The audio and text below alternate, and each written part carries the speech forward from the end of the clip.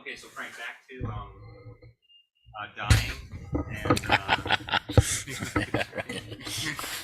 and being that we're prepping for our death. Yes. It really comes down to what we're thinking as we're dying. Is that the case? That is tremendously significant, yeah. Right on. So if you're just falling off the cliff, wishing you could like have revenge on the person who pushed you. Right. Yeah, I thought it was okay. Talk about being pointless too. Yeah. See, the more you're convinced even of cause and effect, you give up thoughts like that because it's not going to work anyway. Right. Even in a worldly way. Yeah. But it's training, because the habit is the opposite. The habit is always, you get that SOB. I just got the Nobel Peace Prize, but I'm going to get that SOB. That's how thorough our samsaric training has been. Because we do it every moment. Yeah. And we have been doing it every moment. It caused us to be reborn. But you don't find yourself as a human being unless there's very virtuous things that you've done too.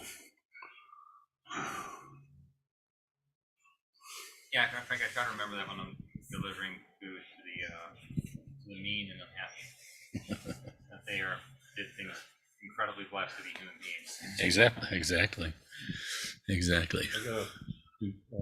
For Roberta and Michael on Zoom, this is also being streamed to YouTube, and so if you turn off your camera, or if you don't mind, okay, you're going to end up on YouTube unless you blank or turn off your camera, or I can turn it off for you. You don't care, whatever. Yeah, Frank, I had a friend of mine. Yeah. Basically, I thought I was being really, I thought I was coming closer to enlightenment. I'm like, oh yeah, I'm starting to react in a way that's really great. And then he just kind of shoved me in your foot. Oh, I guess you're right. I'm not even close.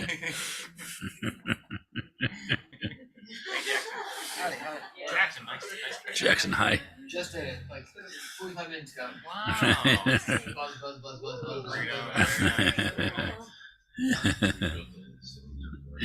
Frank, I've never forgot what you said about the sneezes too. Yeah. Right. Okay. Well, up and wired, Dave, ready to go? Okay, thank you. We've got two, not counting Rob, we've got three techno experts here today. Right, we're giving you a well-earned respite from at least one night at the Dharma Center. This calendar, I've been up since 5 in the morning. Oh. We built a little radio city and then tore it down today. Oh. Yes. Yeah. So fall falls to Dave and Rachel tonight. That's good. All right. Well, welcome everybody.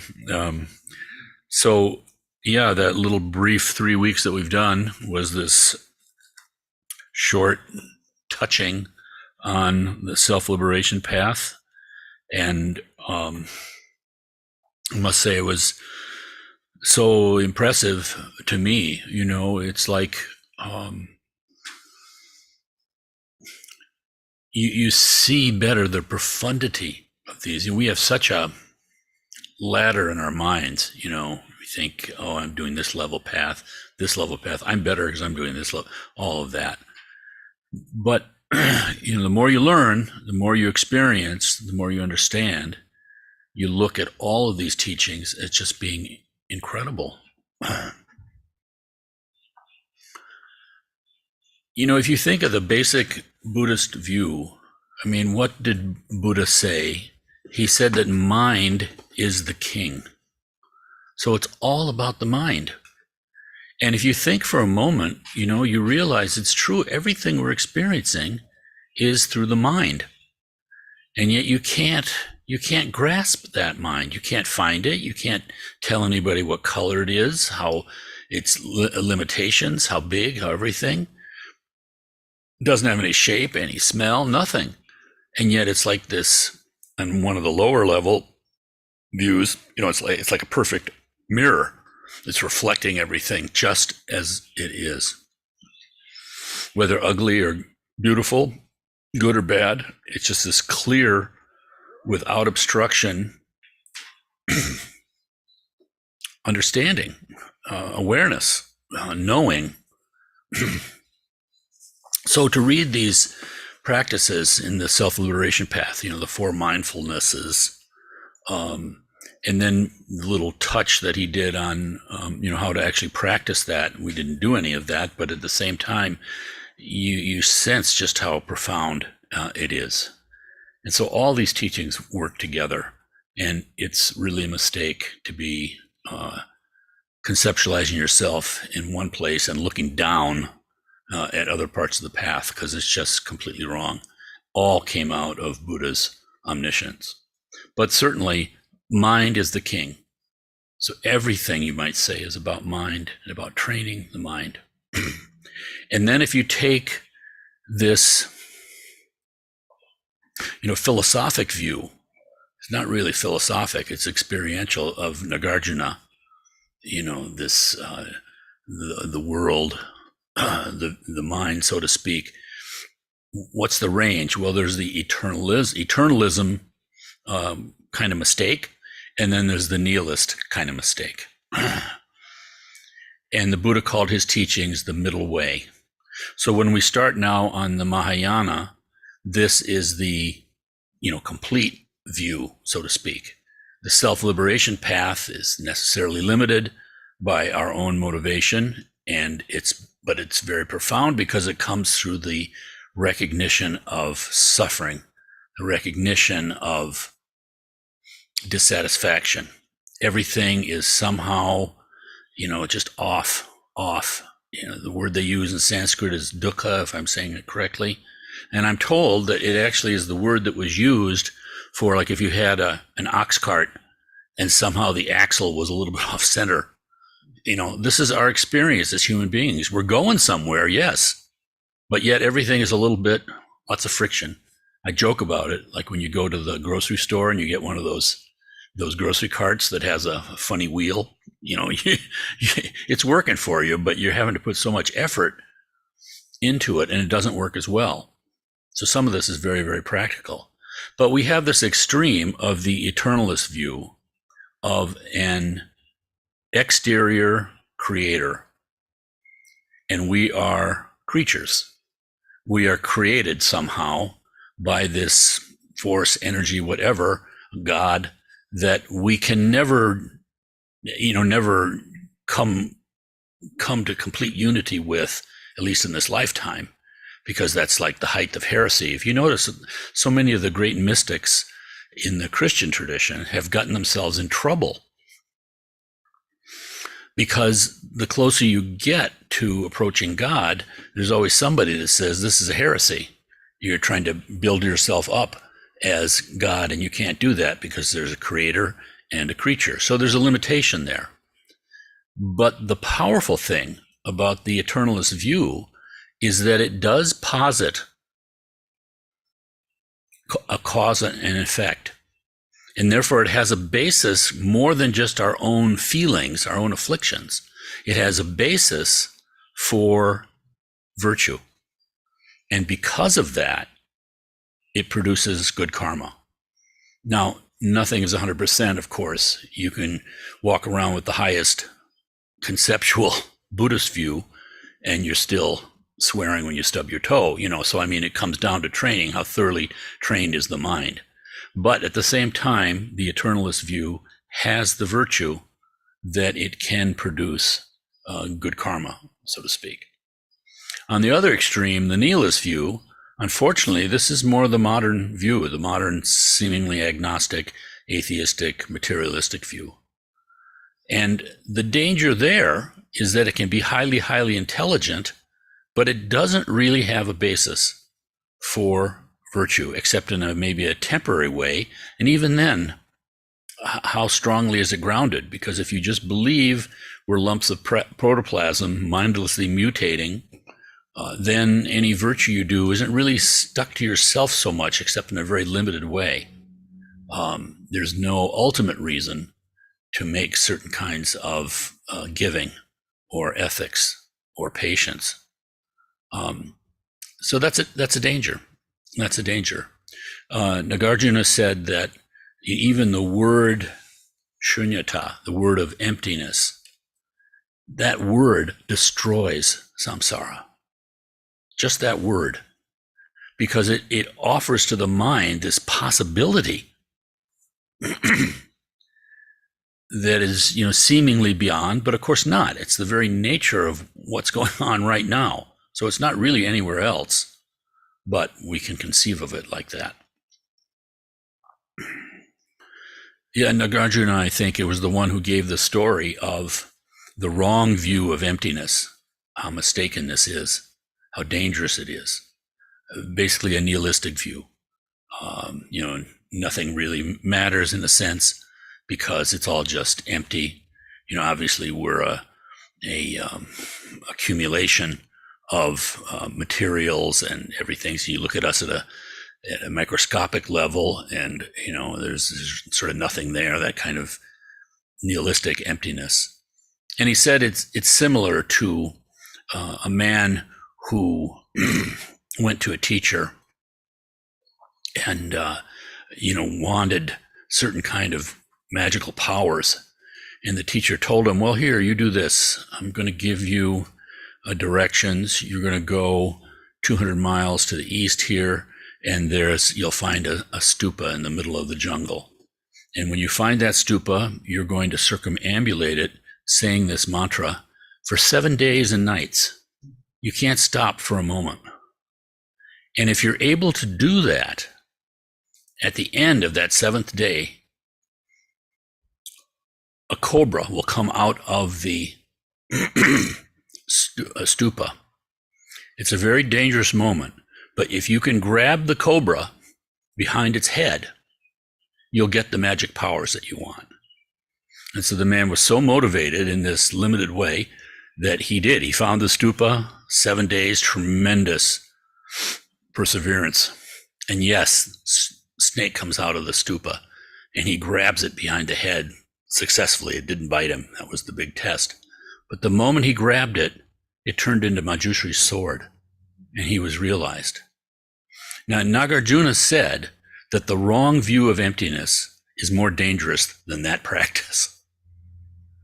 So for us, it's not part of our culture. We don't have kind of the body of teachings, like we've said, for instance, like all of us in this room, like speaking for myself, I can't really tell you anything about calculus, when Newton and Leibniz came up with calculus, I guess approaching from different angles, but nonetheless, they came up with calculus. That's where I bombed out in mathematics. I just couldn't get calculus.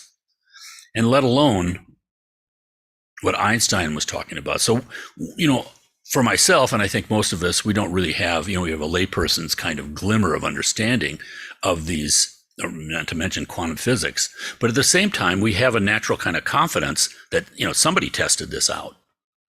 This isn't just pie in the sky. So similarly for, people in a Buddhist culture, especially the Tibetans, they have a certain kind of confidence. And so this is helpful. But for us, we hear the word emptiness. And first of all, we have a misunderstanding because the word has so much baggage with it. It's empty. It sounds nihilistic. And we don't know. But the power in that story is that you see the power of realization and really what people have risked and sacrificed. And why? Because the value of it, so to speak, justifies it. So it's all about training the mind. And here we have this way of establishing proper view and then practicing with that mindset. And that proper view, as we'll see reading tonight, suddenly encompasses everything. It's said that the person that realizes the pinnacle of self-liberation completely realizes the emptiness of self. This self, this kind of thing that's, driving us. We see everything through this lens of self, good and bad. But with the Mahayana, we're now beginning to see not only the emptiness of self, but the emptiness of appearances. And so this scientific world that appears to us, which obviously is, an image, you might say, or a product of our mind, we're starting to see, you might say, the essence or the nature of it. And the Buddha's discovery is that understanding is, if you have to label it with a quality, you would say, it's empty. I mean, it's vast. There's nothing you can say about it. The Dalai Lama says it's like the sky, but at the same time, it has quality. So it's just like the sky is blue. It's just not just a void. We love looking at the sky.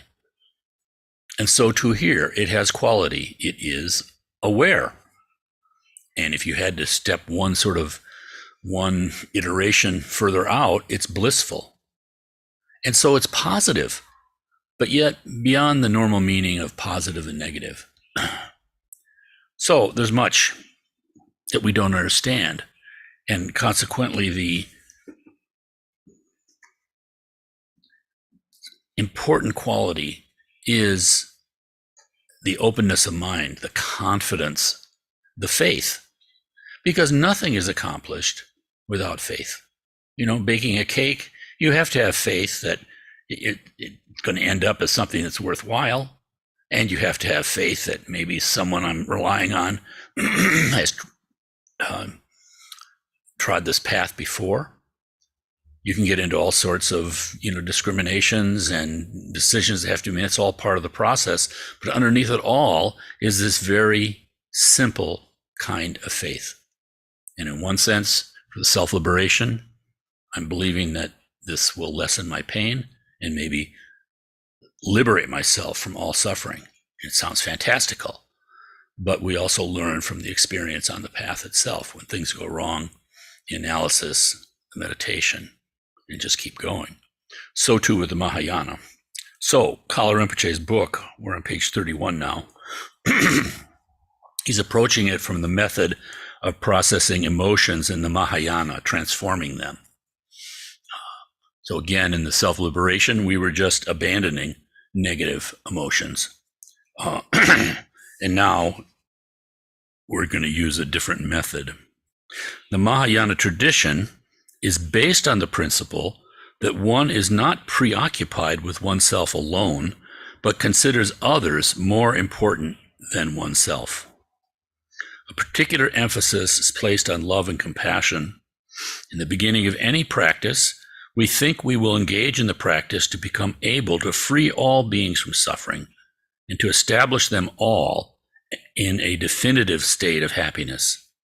At the end of a practice, we dedicate the positive force stemming from it to benefit all beings so that they become free from suffering, karma, and conflicting emotions. We wish that they will ultimately obtain Buddhahood. And already you can see how profound this is and the necessity for confidence and faith, because isn't this the basic state of being preoccupied with oneself alone? I mean, we're doing that 24/7. It's like natural. Considers others more important than oneself. We come close to that sometimes with specific individuals, certainly in families and children and things like that. And in other situations too. But at the same time, it shows you what a radical state we're talking about. This completely pulls the rug out from the worldly understanding, and yet it does not deny reason. He then says the extent of the Mahayana. The totality of the Buddhist tradition is made of two streams, that of the sutras and that of the tantras. The sutra approach is divided into three levels: lesser, middle, and superior. The lesser level of the sutra relates to the listeners, Shravakas in Sanskrit, and the middle to the solitary Buddhas, Pratyeka Buddhas. These two levels belong to self-liberation tradition. The superior level refers to the Bodhisattva practicing, the Mahayana. The listeners, the Shravakas, look at the individual as lacking me. This me is empty because it can never be found by analysis. The external world, however, is considered to be endowed with material, impure reality and to be a source of suffering. For the solitary Buddhas, the Pratyeka Buddhas, said that the solitary Buddhas practice, they're like the rhinoceros alone in the jungle. Solitary Buddhas consider that the individual is inherently empty of existence, but that the external world is also partially empty because it is only, in last analysis, an aggregate of atoms. So this is the kind of analysis that, that we do in our science class too. You start learning about atoms and you realize because we're all just this collection of atoms, the whole world is this collection of atoms. There's an empty quality there. So this word emptiness means different things, sort of in different views, different parts of the path. So there's the emptiness of, of me. There's really no solid me there. But then there's also the emptiness of, but still in a kind of material way, even our material impression is lacking because it's not even exact materially. DNA, atoms, all of those things somehow seem to have a more basic reality than the objects that we see. In the vehicle of the Bodhisattva, the individual and the external world are seen as entirely lacking of existence in themselves. They are empty. This vision, being greater than the two preceding ones of the self-liberation vehicle, justifies the designation Mahayana, the great vehicle. All right, so he has a footnote here. The conception of an external world in the vehicle of the solitary Buddhas differs from that of the Bodhisattvas. The latter, the Bodhisattvas, make further analysis of atoms, revealing their non-existence on the ultimate level. So it sort of gives you a path of the understanding. Now continuing, Mahayana is also greater than Hinayana in its manner of conceiving action. The Hinayana practitioner, the self-liberation practitioner, tries to avoid all acts that could be harmful to self or to others. Ethics is observed and protects the self-liberation practitioner from all negative actions. The Mahayana practitioner adds to this ethics of avoiding harmful actions the ethic that seeks to benefit others. Whatever perfection one envisions, the vision of the Mahayana is always greater than that of the Hinayana, the self-liberation. We just saw how it is for the perfection of ethics. It is also true for the ethics of generosity. In self-liberation, giving is limited to its material aspect. In the Mahayana, one envisions giving as providing security and as applying to spiritual life. It is called the giving of the Dharma. Giving is based on love and compassion.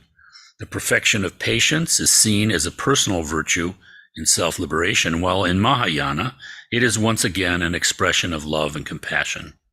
Diligence, an important perfection in the Hinayana, includes in the Mahayana not only individual development, but the benefit of all beings.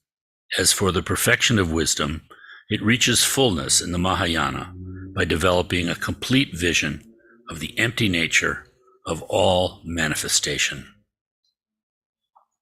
The great vehicle itself is divided into two aspects: dialectic Mahayana and Vajrayana.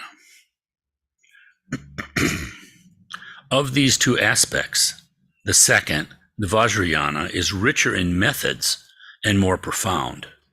Dialectic Mahayana, taught in the sutras, considers practice as a cause with a result, while Vajrayana, stemming from the Tantras, rather envisions results as immediately already present. Most often, when one speaks of Mahayana, it is not precise. One is referring to the first of these two approaches and not to the Vajrayana. Dialectic Mahayana will be addressed in the present teaching. So that's what we're talking about now. I mentioned sutras too. Sometimes people aren't, conversant with the term. Sutras are the written texts that are considered to be the spoken words of the Buddha.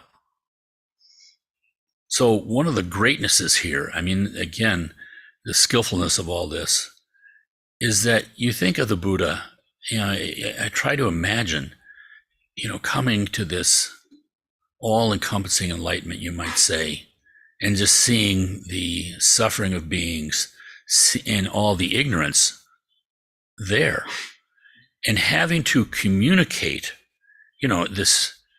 I mean, I think of it like, who knows, Stephen Hawking having to talk to your remedial kindergarten class. I mean, it's just, how do you do it? How do you communicate? I think all of us, when you're young and you have sort of the arrogance of youth, things seem so simple. You just do it this way, it'd be okay. Do it that way. We think we know what we know. And we have a certain kind of blind faith. I'm not speaking to the Dharma now, but just in our own worldly activities.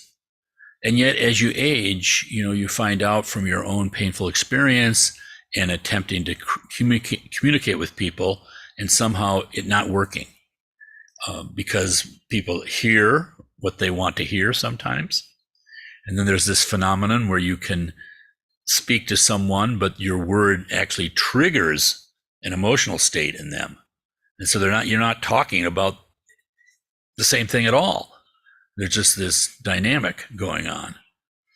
You never know what someone else is thinking. So the challenge of communication is just tremendous.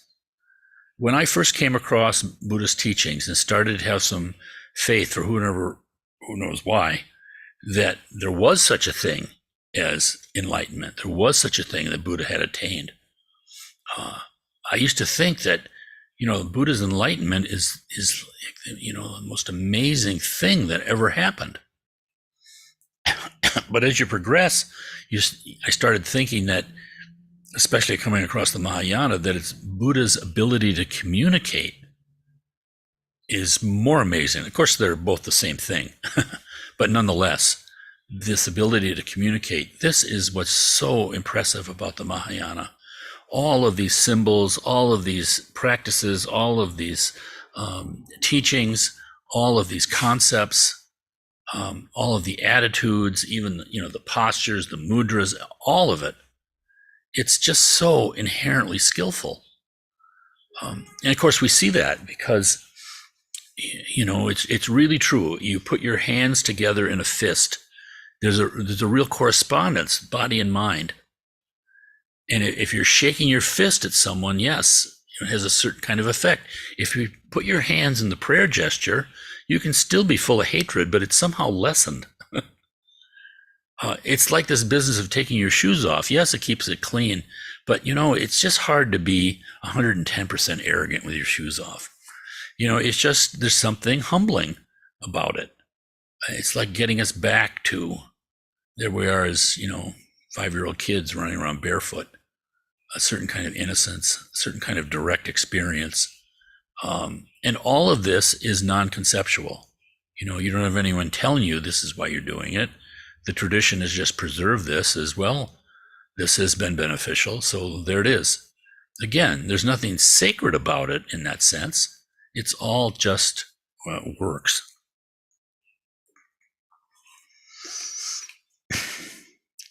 So the sutras, again, the purported spoken words of the Buddha that were written down. The traditional account says that the Buddha passed away after his parinirvana, and it was a short time thereafter that the monks and nuns all gathered. You can actually go to the place. It's outside of Rajgir, India. And, northern India is so flat, and yet this was a place that has some, they call it mountains. I mean, Vulture Peak is there. Not really mountains, but high land. And I'm told that where they met, has eroded over the years. So there's a cave, but there used to be more space where people could be. But regardless, when you're up there in this cave, it's right on the edge of the Great Plains of northern India. And you just get this vast view.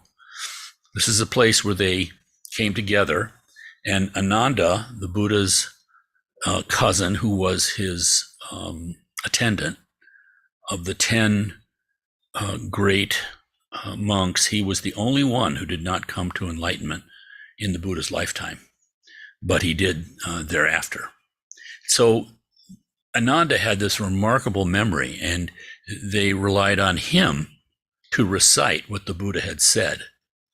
And so he did. And what happened is that different groups of monks and nuns were assigned to particular sutras, spoken words of the Buddha. And they all start out with, "Thus have I heard." It's Ananda speaking. And then he tells the setting, in Anathapinda's park, there were this many monks, this many nuns, this many lay people, tells the story. So different groups were held to memorize these words, and this became an oral tradition for, I think, something like 200 years before they started writing it down. So these are the sutras, what the Buddha spoke. And again, when you read them, there are the self-liberation sutras, and then later there are Mahayana sutras too. And no one really knows the origin of some of these things or the time that they happened. Because originally it said that the Mahayana was not like, a separate rival school going on, but rather you had some monks in a monastery who were Mahayana practitioners, others who were self-liberation. A lot of stuff isn't known, and it's kind of fascinating looking at it. But nonetheless, the sutras, so sometimes called the conventional Mahayana, he's calling it the dialectic. All right, bodhicitta.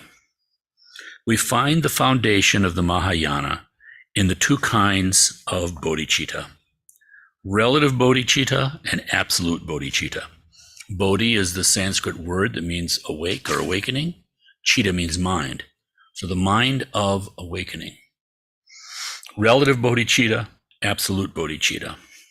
Relative bodhicitta consists in first recognizing that all beings have been our fathers or mothers in the past, and then observing our own situation, understanding that it is common to all beings. We are happy for pleasant events and miserable if we are suffering. Understanding that all beings function this same way, we develop love and compassion. Absolute bodhicitta is developing the understanding of the ultimately empty nature of all phenomenon through right knowledge. We can, without limiting ourselves to intellectual grasping, approach the general notion of emptiness by discursive meditation based on reasoning. However, this approach runs the risk of remaining on the surface of things.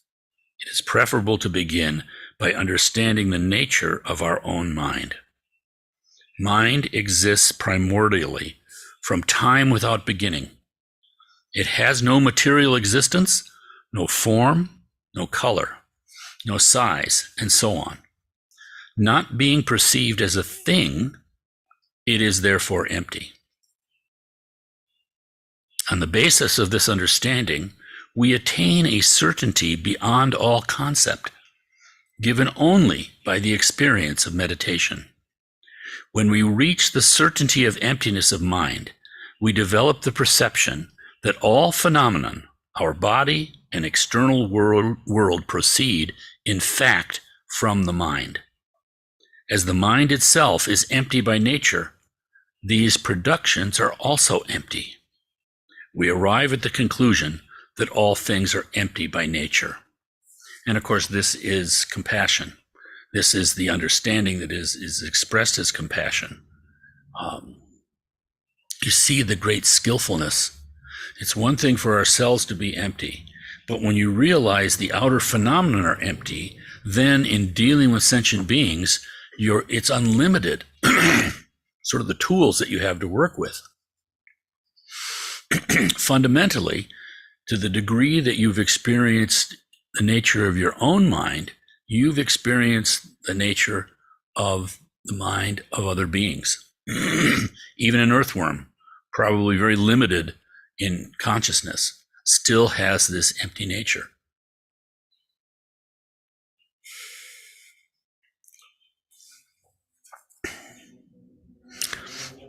Now, the three bodies of samsara. Although this assertion of the emptiness of all things could appear odd, the example of dreaming will make it more easily understandable.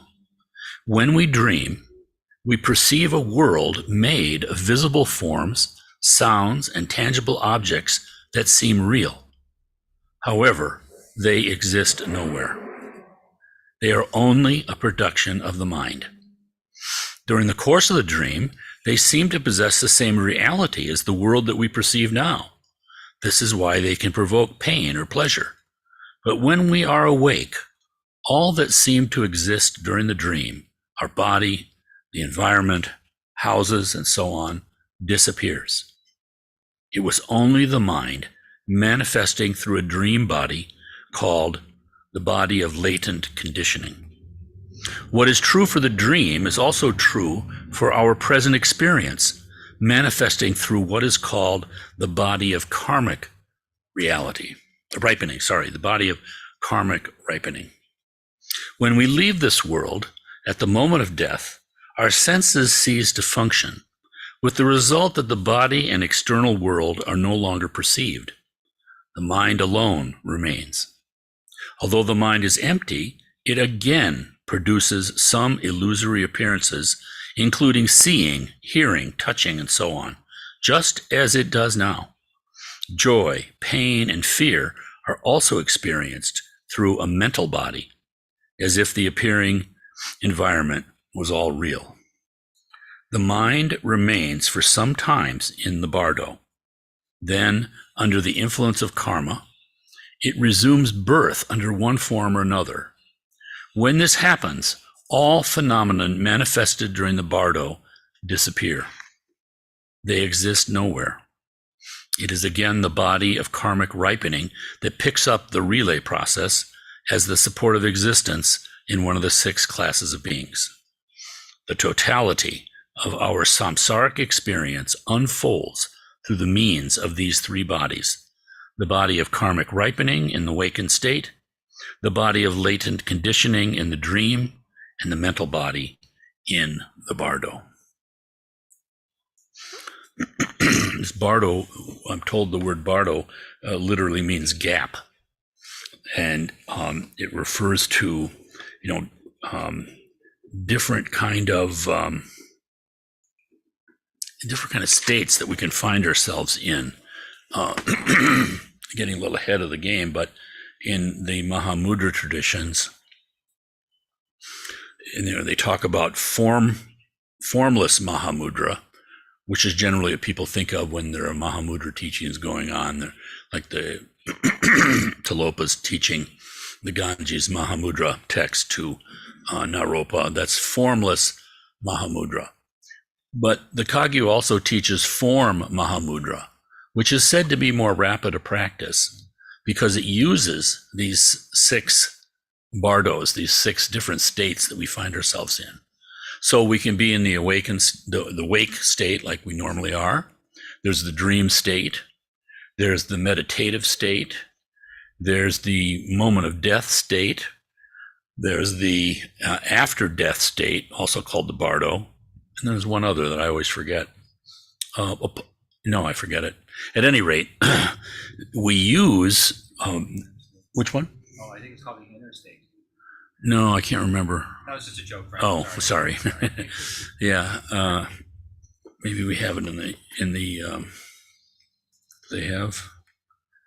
No, it doesn't have an index. Anyway, but nonetheless, the skillfulness of this is that we're using different methods, like the moment of death is the POA teachings.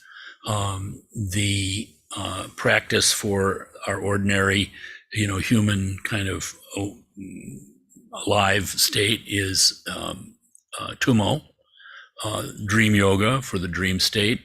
The illusory body, I think that's the 6th one. But I'm rough on that, so don't quote me. Thank you. The bardo of this life, birth. Yeah. The bardo of Dream. The bardo of meditation. Meditation. The bardo of Dying. The bardo of dharmata. Dharmata. Okay. Reality, and the bardo of Okay. So dharmata is at the moment of death is the Poa teachings. And then what happens? Everything seems to black out, and then arises the dharmata, the clear light of the mind. And it's said that this is an experience, and then if we don't catch that experience, if we don't recognize it, then eventually the visions of the after-death bardo start to manifest. And it's said that this arising of the clear light, one who has done great virtue, one who has done a lot of meditation, that at times it seems to abide for a greater period of time, allowing you more of an opportunity, so to speak, to recognize it. It's said for someone with negative karma and a lot of negative non-virtuous things, it's just so fast that nobody could catch it.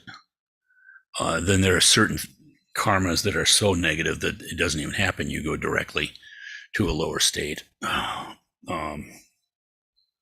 Nonetheless, so the skillfulness you can see, and we'll get into this later, of the Tantra is that it's using these experiences that we naturally have already and using them in a very powerful kind of way.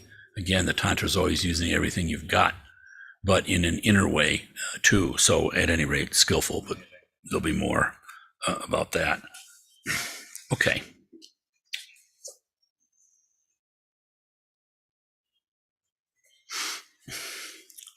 Now, emptiness and compassion. All phenomenon are in reality a manifestation of our mind, empty in itself and lacking material characteristics. Knowing this as a foundation, we engage the path of the different levels of meditation, mental calming and superior vision, vipassana, that leads to realization of this emptiness. This is called absolute bodhicitta. Taking as a reference point this emptiness of all things, we become conscious that beings do not realize emptiness, but consider the world to be independently real. Doing so, they are prisoners of the chain of desire, aversion, and blindness. They are tossed about by unceasing waves of the cycle of rebirths, going from suffering to suffering. This vision of the painful condition of beings deriving from the ignorance of emptiness produces a mind of love and compassion, and this is relative bodhicitta. This relative bodhicitta is extremely powerful. It allows us to purify latent conditioning and negative karma, as well as accumulating merit and wisdom. This purification and accumulation constitute a great opportunity for deepening the experience of emptiness. It is said that they allow all qualities to increase in the same way as the rains of the monsoon fill up the rivers. Guided by emptiness and compassion, practicing the 6 perfections of giving, ethics, patience, diligence, concentration, and wisdom, we walk on the Mahayana path, from the 1st to the 10th bodhisattva level, leading to Buddhahood. Transforming emotions. The way of processing conflicting emotions in the self-liberation tradition is to reject them. In the Mahayana, one tries to transform them in a positive manner. Generally, one counts 6 main emotions distributed in 2 groups of 3 emotions.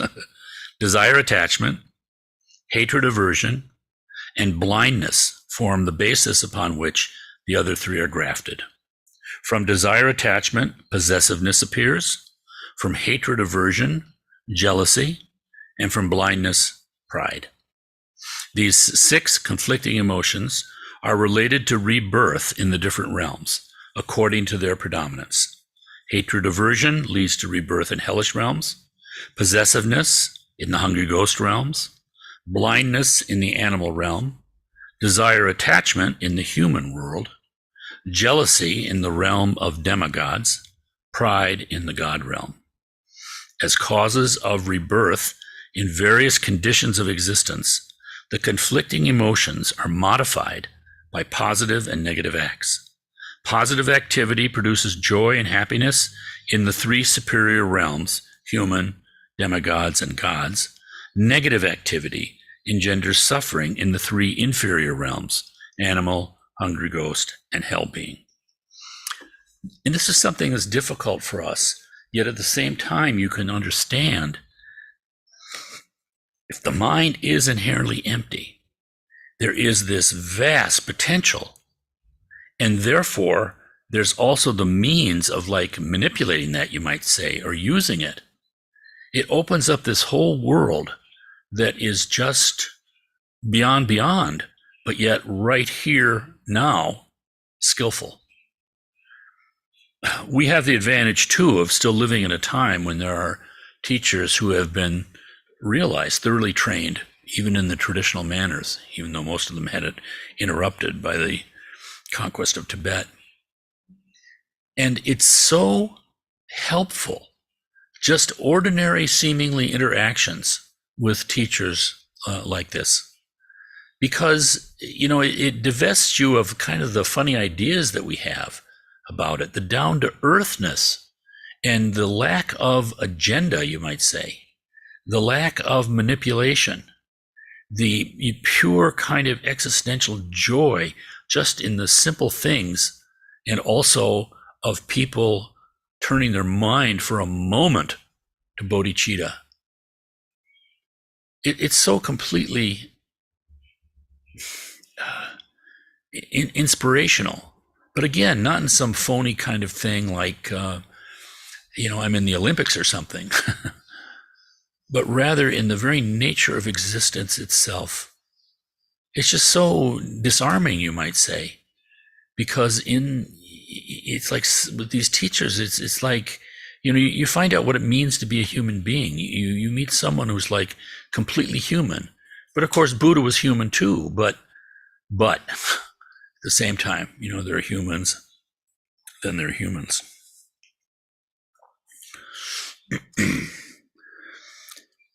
The teaching, one sec. If the teachings of the mind as king, you see how powerful and profound this is, that you can actually create. We see this in our own realm. If we're all fired up with anger and hatred, everything becomes kind of hellish. A place that is threatening and hostile and not friendly and not peaceful. So the power of the mind is king. Yeah, Robo. Oh yeah, sure. Yeah.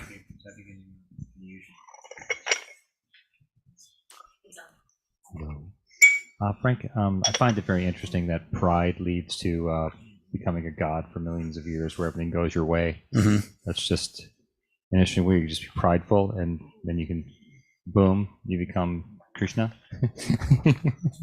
I think that was my full Yeah. question. I'm just I'm told. I think there are 13 different words for pride in Tibetan, if I'm not mistaken. amazing. I mean, I'm guessing. All this is secondhand for me, of course. And we're a little bit weak with that. It's like I'm told the Eskimos, I don't know if it was really true. Remember, they used to say the Eskimos had like 25 different words for snow and ice because it mattered to them. If it was like crumbly ice, you're going to fall through or whatever. And so here, this is what's so remarkable to me as far as being able to rely on something. These teachings of ancient India, the extent of the conventional teachings on bodhicitta and dharma, it's so articulated.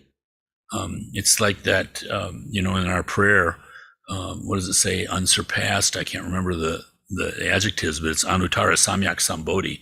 They just kept putting all these powerful syllables in there. Yeah, perfect enlightenment. Yeah, right. And that's good because it's so nuanced. It's so precise. I lost my train of thought. So all your teachings of pride. Yeah, sorry, pride. And yet there's Vajra pride, which is the good kind of pride. You know, the pride in helping someone else, feeling good about that, but not clinging to it. That's what wrecks it immediately.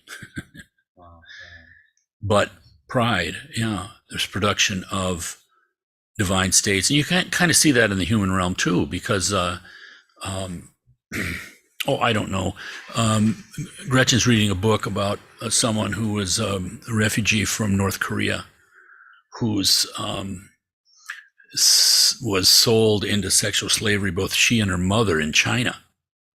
And, she was 13 years old. And then some years later, there's some South Korean Christian missionary guy who was roaming around northern China and somehow got them to South Korea. And then they came here. And lo and behold, through amazing kind of circumstance and serendipity, she found herself being invited to some big kind of seminar or something, 50 people, I think, that the owner of Amazon, Jeff Bezos, was doing. So he, I guess, emailed her, invited her to this thing, and she had no idea who Amazon was or Jeff Bezos. So she said, although she wasn't, she says, I'm busy. I can't really do that right now. But eventually she found out what the next thing you know, she's on a Gulfstream jet, going from North Korea, sexual slavery. And she said there was so much food on the plane. She ate like 10 platefuls. And then they were supposed to stop to pick up somebody else, but he wasn't quite ready, so they kept on going. They were stopping to pick up Harvey Weinstein.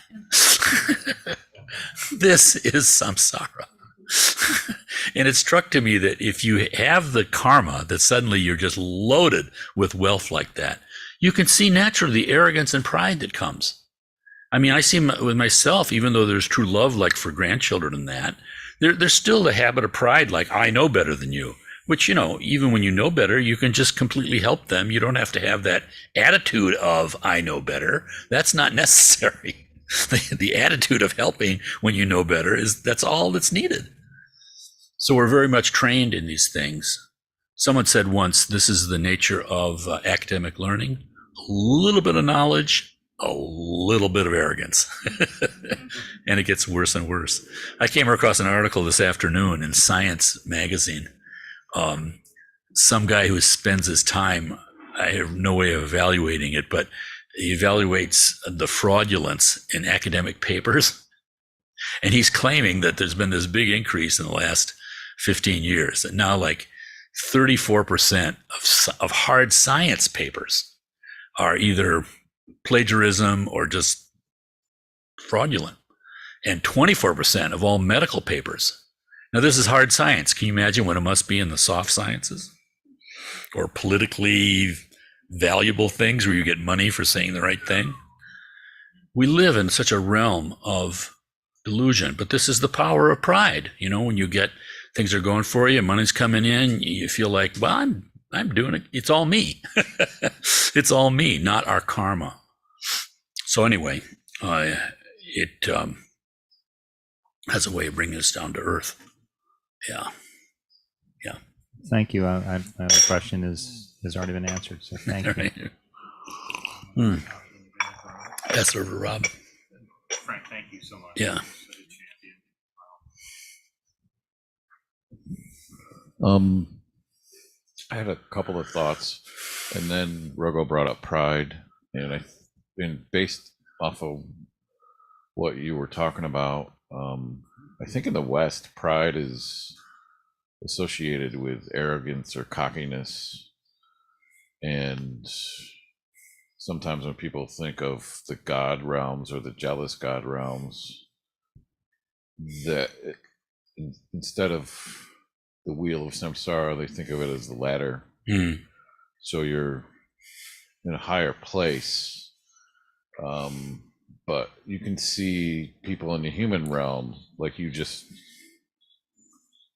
showed, that they have extreme wealth and in a higher place, but are they in a better place? And that, I can't believe I'm saying this, but like every time I hear a rich or famous person go, money doesn't make you happy, I want to scream. Because that, that would be the 90% of what I worry about at this point, right? Is And also, covering- so give me your money and we'll test it. yeah. But it buys off. But it's kind of true because it's you see it in politics and television all the time. The richest people in the world are sometimes the most miserable people in the world.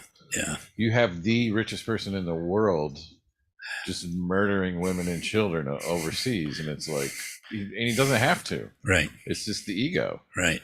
And I got off on a tangent, but the pride, there's a different type of pride too, where it's full of grace, it's full of confidence in when little things, like most people get annoyed when they have to take their elderly parent to grocery shopping. I like it. And I feel like I'm helping out, but I'm not going around going, I'm taking my mother to Yeah, right. Exactly. me. I can't think of any better examples than that, but Yeah. You should be proud of it. just doing, and so there's different types of pride, and like you said, there's different types, like 20 different meanings for the word pride. Right. So, and I think that's where, and your other point earlier is that's where we in the West that don't have the type of language as the foundation of the Dharma, and we don't have that foundation that we're born into, which also has its setbacks. I mean, we're blessed in a certain way, because if you get to a certain point, we can kind of cut through some things, but it's really, we have to be careful, because there's a shortcut. If I just walk around proud, I'm going to be a god in the next life, and then it'll just be easy for me. Right. So it's like, and I can see people doing that, like, and not to their fault. It's like, if you're only trained a little bit or read a little bit, right? All right, I'm set for next life. Right. And there's a lot of that. There's a lot of, I've been told, but the kind of generosity that happens in Asian cultures, sometimes they have such warning about, you don't want to do this just my for. My brother's wife is Thai, from Thailand, and they live in Bangkok, and they're constantly giving donations all the time, left and right. So they'll go to a better heaven. I mean, and it's an offshoot of Buddhism. It's but anyway, so I think I beat that point to death. What was the other thing?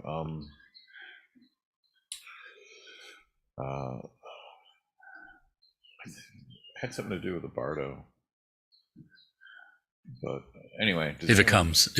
Yeah, does anyone else have a question? Yeah. Well, I had a couple of thoughts based on what you said. One, I came across this teaching by a modern, he's passed away, but a modern Sutric Pure Land teacher in Vietnam. And he talked about the 3 lifetimes paradox, that if you're doing, you hear the teachings, and again, it's not the depth of the pure bodhicitta if you're doing it for yourself, but you're still doing virtuous things. So there's this karmic effect, and you can be born the next lifetime in a God realm. But then because you haven't developed the right view, you basically blow it. I mean, you're just up there. Everything's great. It's just wonderful. It's said that at the end of the long life of these sensual God realms, beings, I mean, they communicate by gesture, and thought, like telepathy, like talking is just gross, and sexual experience is done by just moving your eyebrows. I mean, everything is subtle, But it's said at the end of their life, suddenly the flowers that they're wearing start to rot. And of course, the smell of rotting vegetation in the God realm is like beyond the worst smell that we can imagine here as human beings. So all the other gods stay away, and they experience this extreme pain of being excluded. But then even worse, at the moment of their death, because of their heightened mental power, but they don't have bodhicitta, they can see where they're going to be reborn. And of course, it's worse. It's said to be the most intense pain in the 6 realms is experienced at the end of the God realm. So it's so helpful for us, these classical teachings that we have in the pictures, like that wheel of life, samsara. You see the jealous God realms, the demigods, for instance. It's very interesting because in the human realm, you have this tree that's planted. You have the chance for enlightenment, and there's sufficient virtue that can happen. But the tree, the fruits of it are in the God realms. So if you're no bodhicitta, but you're just doing good human stuff, the fruit is you're born in a God realm. So in the 6 realms, this tree is in the human realm, but its fruits, the crown of the tree and the fruits are in the demigod realm. And so the demigods they're fighting with it. They're fighting over that because they have that wealth. And like you say, I think about some of these characters. When I was a kid, my parents sent me to YMCA camp, and they also had a subscription to Time Magazine when Time Magazine was a big deal, every week, these new weekly magazines. And they would send old copies to me, because I was there for like 2 months. And I learned, you'd see a picture of some guy on Time Magazine. Look at this great guy, And then it would be like 2 years later, he would be involved in some huge scandal. He'd be in a federal prison. So you got the sense of up and down, up and down, up and down. So recently I noticed that CBS, I think, is some sort of weird, I don't know why they're doing it. They're like trying to pump up a little bit. What's her name? Elizabeth Holmes. She was a big fraudster. She came up with this. She said she had invented this very easy blood test. Yeah. And she was just everywhere, or the Wall Street Journal, New York Times, everybody just look at her. And, she was young and attractive and female and just like everything. Everyone was just like, oh, this is wonderful. But then, of course, it was a complete lie. So now she's in federal prison. I don't mean laugh when someone's suffering, but, it's just the nature of, Lama Tarchin said, samsara would be really funny if it weren't for the suffering. And he's right. Yeah. Yeah, David. Yeah, I had a couple thoughts about pride. Of course, I work in an industry that nobody really understands, precision metalwork. But over the years, I've learned how to make things out of metal using your hands and your mind to create all this stuff, mainly industrial applications. And, coming to the Dharma, seeing a couple things, seeing how like a drawing of what a tanka looks like. I'm looking at a blueprint, just like the blueprints I looked at in my regular job. Now the pride of making precision equipment, using machinery and all kinds of things that you do to do that, that's a certain kind of pride, whether it's that or making things out of wood or even planting a tree. Well, the privilege I've had is to bring those skills to the Dharma.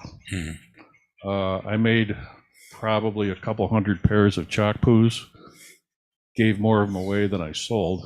Those of you who don't know, chakpus are these little instruments, metal tubes that the sand mandalas are created with. It's the device by which the sand is distributed. And typically they have they're 2 pieces of metal. Tibetans wasn't as sophisticated technologically, so they had a welded or soldered. They rolled it up. And the grains could stick on that. And so Dave did something with his machine shop, seamless chakpus, and given away to lamas. They love you. They love you. I also found the crushed white limestone because they had been coming over from Asia with little bags of white powdery looking stuff in their luggage. And I found a quarry up in Massachusetts that would grind me up a ton. Oh, cool. And, so I took a ton home, and it took me 3 years to give that away. I sold a few here and there, but a lot of them went to Namgyal Monastery down in Ithaca. But also making stupas. And this is where you go from the pride of doing back to the hubris, Uh-huh. or walking to the edge of it, that, you know, I'm doing something that I'm told is very profound, to, you know, to make these tools or to make these things that, you know, for devotion or whatever. And there was a great satisfaction, but there's also this, I must be like important or something. You Yeah, know? I felt you were really great. Well, cut it out. Right. So, yeah, the word pride, there's a lot of different meanings to that, and I live swirling around in several of them, Yeah. I guess. Yeah. But don't we all, maybe? Yeah. And we all, it's so amazing to me, you know, I mean, just this, you might call it just pure action. I mean, it's so, it's like skiing down a mountain. You don't have any thoughts. You're going way past your comfort level, but the comfort level doesn't involve. You have to be so completely involved because it's going to be a disaster, but you're no mind. You're thoughtless. And then as soon as you think, hey, I'm doing okay, boom, boom, boom, boom, boom. It's so hard for us in the West, especially, to believe that your thinking mind is a limitation and that it isn't, you know, we think of that as sort of like a liberation, and yet you can use it right. But it is just amazing how we don't rest. We're not comfortable in the freedom and expansiveness of our own mind. And we've all experienced it. That's what's it's amazing. But the Dharma at least gives you the confidence that, yeah, that's a valuable thing, especially interactions with And the Frank- teacher. Yeah, Frank, and the value that people. Okay. Oh, yeah. right. Yeah, kind of, I'll say this is funny. This is funny. Oh, Yeah. Got to turn it on, I think. Yeah. And it's also really tremendously funny, the amount of value that running down hills on slats really, really fast is looked upon with such, well, value in our country. Well, I know. I mean, but it's great the way you compared it to being in the zone. You know, like, right. What's the net worth of LeBron James? Right, and yet right. when he's, you know, you see those dunks when he's going for the basket, That guy's He- gonna regret his whole life when he dies. he's not thinking about anything, you know. It's just the result of this kind of training and this kind of just pure action. And of course, Dharma's the same. I think T.S. Eliot there's some line somewhere about, you know, how we're transformed in music. But when the music stops, the transcendence is gone.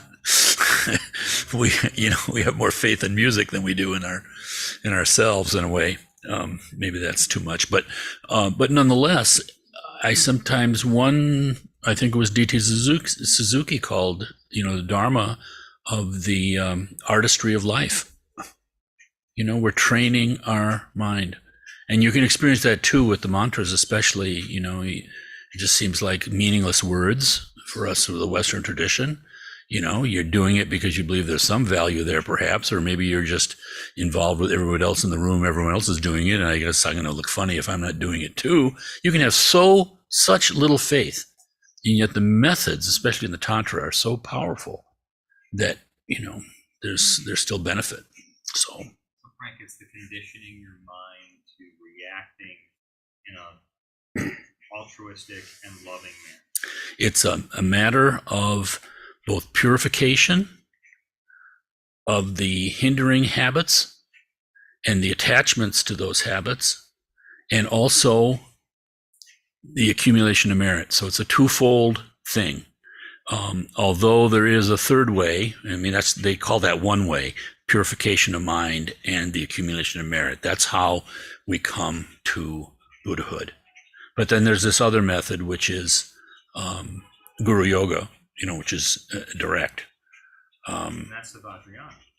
The Vajrayana is also the accumulation of merit and wisdom. Okay, all right. Yeah. Okay. Guru Yoga is obviously in Vajrayana too, but in a sense it's apart. Okay, thank you. Thank Yeah. you. That's what I wanted It to actually reminded me of my Yeah. second question. It was actually about bodhicitta, relative and ultimate bodhicitta.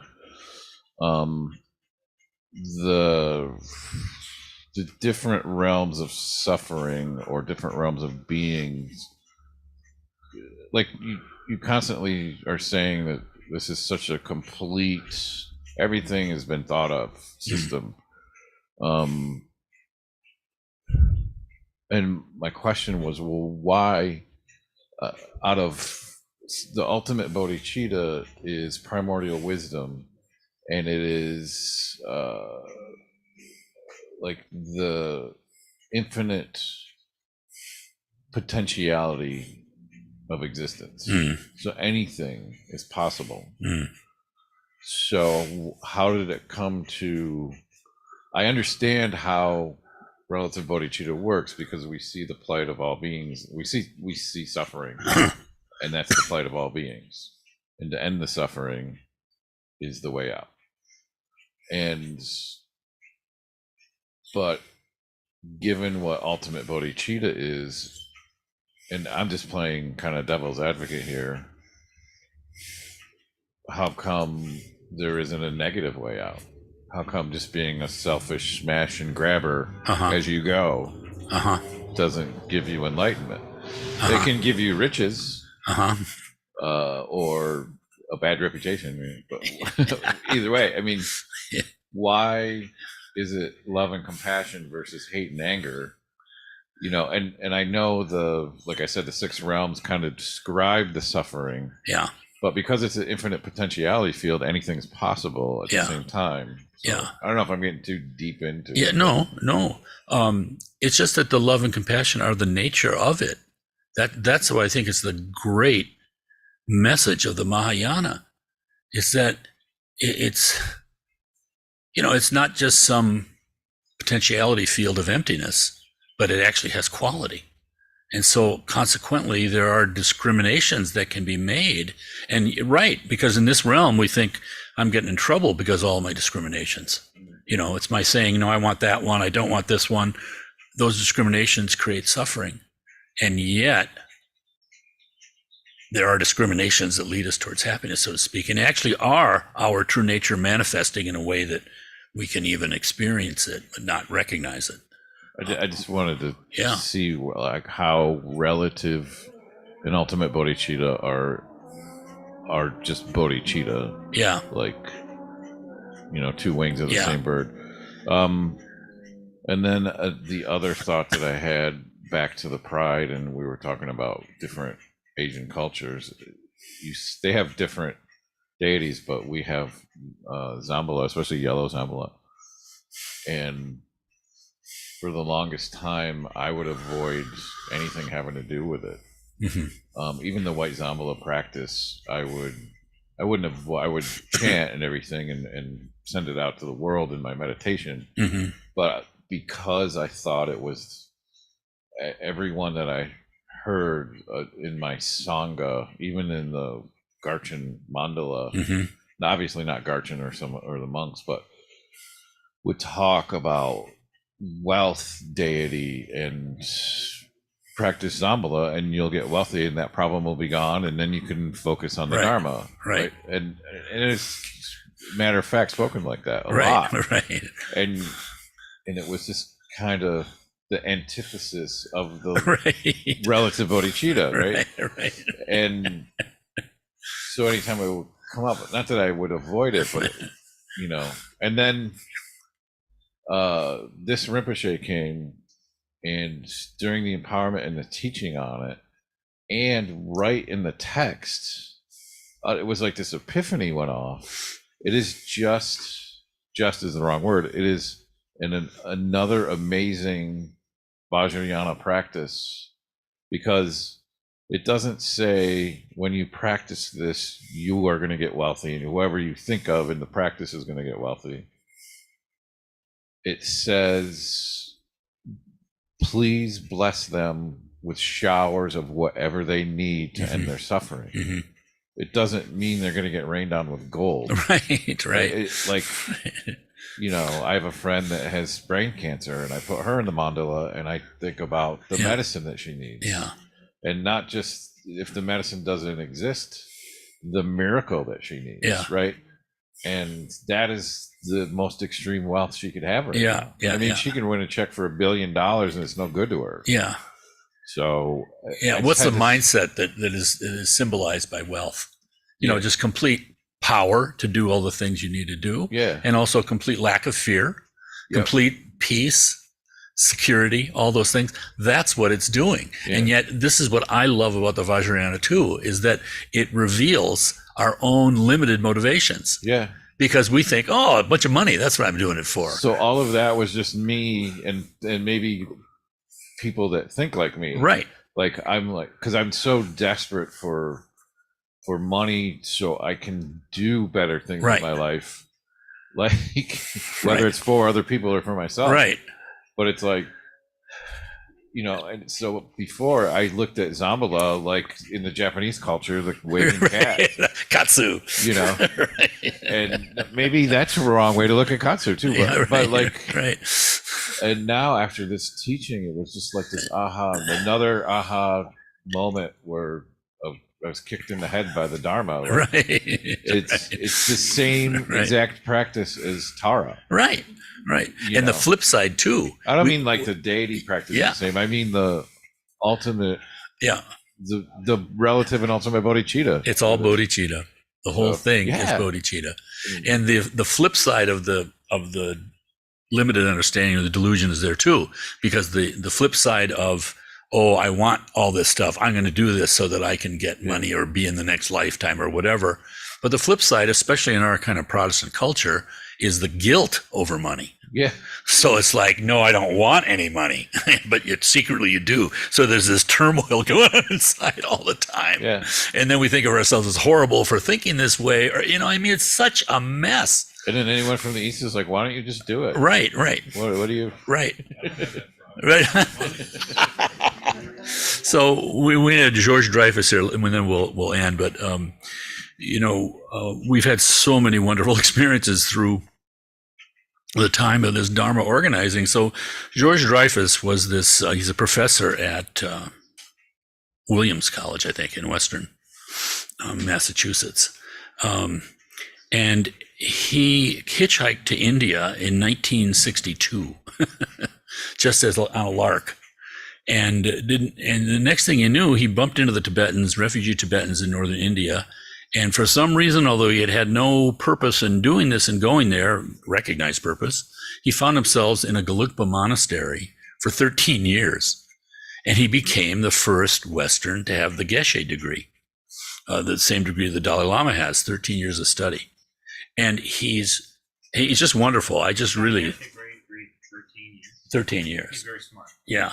Well, and he comes from an old Jewish family. He has got this razor sharp mind. The guy was wonderful. And so his main training was in debate, especially memorization and debate and all of that. He's very close to the Dalai Lama. And he came to our Dharma Center. And he said, oh, okay, so this is a Kagyu center. So there's this particular view, then there's this particular view within Tibetan Buddhism. Which one is the Kagyu? And everyone's like, you know, hiding, don't call on me, don't call on me. And he's sitting there, you know, dressed in blue jeans and had a huge, like a pint of Starbucks coffee, you know. That's how he started this morning. And he finally called on one of our members of this. Sumati was this wonderful Indian American woman. She had immigrated here as a child, and she tried to get off the hook. You know, she tried to say, he said, don't you have a question? And she said, blaming me, she said, Frank said that all questions are good. And he said, only if they lead to wisdom. He was like, he had the razor blade out and he was cutting, but in a totally compassionate way. Not the way that you felt belittled or anything, you know. It was like you felt like you learned something through, he was like a loving coach, just kind of pushing you in the right direction. So we took him out to lunch, right, or dinner, I can't remember. And we were talking about Tibetans. My experience with the Tibetans was less then than it is now, obviously. And I said something to him about all the Tibetans. They have so much energy into their protector practice. You know, they're doing achi. They're not really doing often Tara or whatever, and certainly nothing like Vajrakalaya or the wrathful deities. And I said something that I realized in my tone was like the protector was like a lower level of practice or something, you know? And he said, stop. We don't say only just Tibetan protector practice. And it's great because he had lived with the Tibetans, razor sharp mind. He knew what he was talking about. So it's like that. From our experience with the Vajrayana, we're seeing that mirror is held up to ourselves, even when we can't visualize, or even when we visualize, the next thing you know, we're off in some other realm doing something or another. It shows us. It's the great, I think, one of the great benefits, again, way ahead of the text, but the fact that you're dealing with form is very useful for us. Formless Mahamudra. It's very easy to space out. It seems that the common everyday individual mind that isn't the natural state of awareness that is our normal mind loves shiny objects. Yeah, but even in shiny objects, I mean, if we're not distracted by it, there's beauty in that shiny object. You know, it's the radiance of our mind. So there's actually something positive that we're doing when we're attracted to shiny objects. It's just the attachment that we do and trying to recreate. Maybe if I got a little polish and make it shinier, you know, I mean, it's like we just can't accept our mind as it is, the ordinary mind. Yeah. Right. Yeah. No, I think there's a lot to be learned from romantic love for sure. Buddhist illustrate Our own mind projecting things and then big letdowns. Wow, Frank, thank you. Okay. We dedicate this evening for the benefit of all motherly sentient beings. May we see each and every one of them as close to us as our mother and have true, sincere gratitude for our situation that we've gained through their sufferings. May we never stop until every one of them is free. Svaha. Okay. Frank, thank you. I cannot believe you're a lawyer on top of doing this. I literally went to the bank and then to the store and needed